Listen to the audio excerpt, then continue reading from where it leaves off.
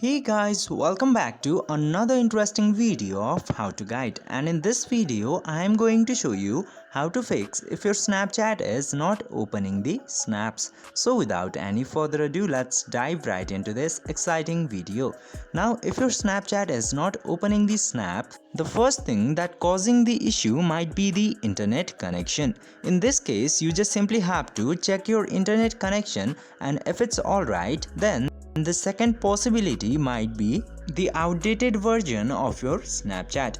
Now in this case, just simply open your Play Store application into your phone, and after opening the Play Store application, just simply search for Snapchat into here.